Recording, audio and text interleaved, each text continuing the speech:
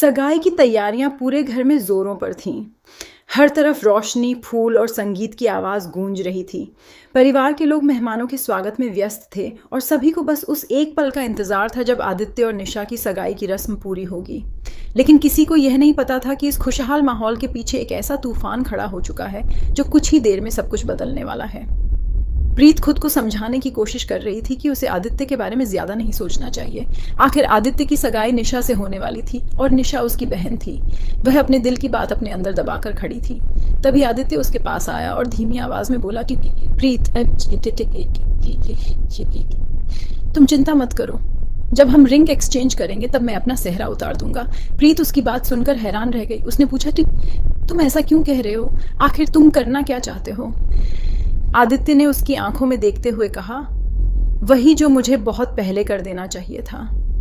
प्रीत कुछ समझ पाती उससे पहले ही आदित्य ने उसका हाथ पकड़ लिया। उसकी आंखों में इस बार कोई डर नहीं था, बल्कि एक ऐसा फैसला था जिसे वह बहुत पहले अपने दिल में ले चुका था। उसने कहा, प्रीत, आज मैं सबके सामने सच बोलूंगा। अब मैं अपने दिल की बात किसी से नहीं छिपाऊंगा। तभी पीछे से संगीत की आवाज़ तेज हो गई और परिवार के लोग दूसरी तरफ चले गए। आदित्य ने प्रीत से कहा, लेट्स डांस। दोनों कुछ पल के लिए बाकी दुनिया को भूल गए, लेकिन तभी अचानक एक तेज चीख सुनाई दी। प्रीत घबरा गई। उसने पीछे मुड़कर देखा तो कुछ सामान जमीन पर गिरा पड़ा था। आदित्य ने तुरंत उसे संभाला और पूछा, तुम ठीक हो? प्रीत ने कांपती आवाज में कहा, आदित्य, ये सब क्या हो रहा है? आदित्य ने उसका हाथ थामते हुए कहा, प्रीत, ये मेरा वादा है, मैं सिर्फ और सिर्फ तुम्हारा हूं। प्रीत की आंखों में आंसू आ गए। उसने कहा, लेकिन निशा।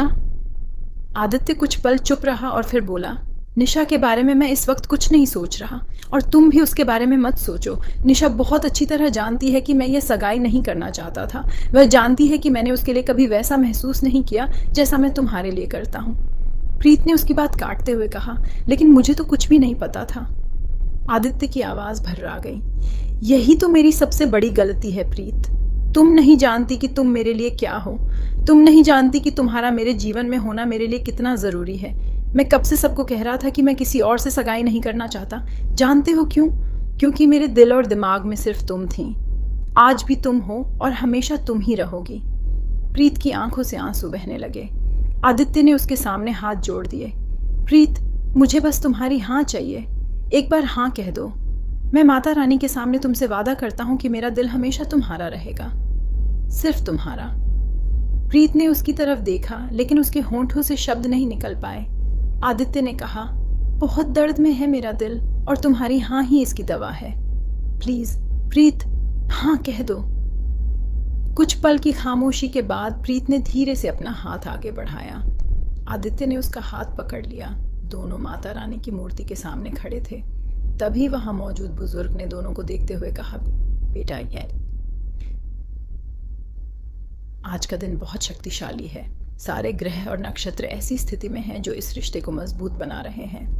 मैंने तुम दोनों की बातें सुन ली हैं। अब मुझे लगता है कि माता रानी ने खुद तुम्हारा रिश्ता स्वीकार कर लिया है। यह रिश्ता सिर्फ आज का नहीं, जन्मों जन्मों का रिश्ता है। प्रीत और आदित्य एक दूसरे को देखते रहे। बुजुर्ग ने कहा कि तुम दोनों यहीं रुको, मैं प्रसाद लेकर आता हूँ। लेकिन जैसे ही वह वहां से गया, अचानक पूरे हॉल की लाइट बंद हो गई। चारों तरफ अंधेरा छा गया। किसी ने घबराकर पूछा, ये लाइट को क्या हुआ? दूसरी आवाज आई, शायद कोई तकनीकी दिक्कत है। आदित्य बेचैन हो उठा। उसने कहा, गौरव कहाँ है? वही तो सारी लाइटिंग देख रहा था। किसी ने कहा, जाओ गौरव को बुला कर लाओ। एक आदमी उसे ढूंढने के लिए चला गया। कुछ देर बाद लाइट वापस आ गई। सबने राहत की सांस ली। किसी ने कहा, शुक्र है मुहूर्त से पहले लाइट आ गई, अब सगाई की रस्म शुरू की जा सकती है। आदित्य वहां वापस आया तो उसके चेहरे पर एक अजीब सी बेचैनी थी। किसी ने पूछा, आदित्य, तुमने दोबारा सेहरा क्यों पहन लिया? आदित्य ने जवाब दिया, मैंने पूजा पूरी कर ली है, अब हम सगाई की रस्म शुरू कर सकते हैं। सभी लोग पूजा की जगह इकट्ठा होने लगे, लेकिन किसी को नहीं पता था कि अंधेरे के उन कुछ मिनटों में आदित्य के साथ क्या हुआ था। और उससे भी बड़ा सवाल था कि प्रीत आखिर कहाँ थी। तभी कहानी अचानक एक भयानक मोड़ लेती है। प्रीत और आदित्य घर से काफ़ी दूर पानी के तेज़ बहाव के पास पहुंच चुके थे। पानी इतना तेज़ था कि बाहर निकलने का कोई रास्ता दिखाई नहीं दे रहा था। आदित्य ने प्रीत का हाथ पकड़कर कहा, डरो मत, मैं तुम्हें कुछ नहीं होने दूंगा। लेकिन अचानक प्रीत का पैर फिसला और वह पानी में जा गिरी। आदित्य ने बिना सोचे पानी में छलांग लगा दी। कुछ देर बाद उसने प्रीत को बाहर निकाला, लेकिन उसकी हालत बेहद ख़राब थी। उसके कपड़े पूरी तरह भीग चुके थे और उसका शरीर कांप रहा था। आदित्य उसे उठाकर एक सुरक्षित जगह ले जाने लगा। आंखें खोलो, मेरी आवाज़ सुन रही हो? आंखें खोलो। लेकिन प्रीत ने कोई जवाब नहीं दिया। आदित्य घबरा गया। उसने उसका चेहरा अपने हाथों में लिया। प्रीत, तुम्हें कुछ नहीं होगा, मैं तुम्हें बचा कर रहूँगा। उसका शरीर ठंडा पड़ रहा था। आदित्य ने कहा, गॉड, ये ठीक नहीं है। तुम्हारा शरीर इतना ठंडा क्यों हो रहा है? प्रीत बेहोश थी। आदित्य को अपने पुराने दोस्त की याद आ गई, जिसकी मौत इसी तरह ठंडे पानी में गिरने के बाद हुई थी। उसने कांपती आवाज़ में कहा, मैंने अपनी आंखों के सामने एक लड़की को इसी तरह खोया था। उसे बहुत ज़्यादा ठंड लग गई थी और फिर उसकी हालत कभी नहीं सुधरी। लेकिन प्रीत, मैं तुम्हारे साथ ऐसा नहीं होने दूंगा, मैं तुम्हें बचाऊंगा। आदित्य ने चारों तरफ देखा, वहाँ कोई मदद नहीं थी। उसने कहा, हमारे कपड़े भीगे हुए हैं, तुम्हें गर्म रखना होगा, मुझे कुछ करना पड़ेगा। उसकी आंखों में डर साफ दिखाई दे रहा था, लेकिन वह हार मानने को तैयार नहीं था। उसने प्रीत को अपने पास खींच लिया और उसे गर्म रखने की कोशिश करने लगा। प्रीत, मेरी आवाज़ सुनो, बस आंखें खोल दो, तुम मुझे सुन रही हो ना?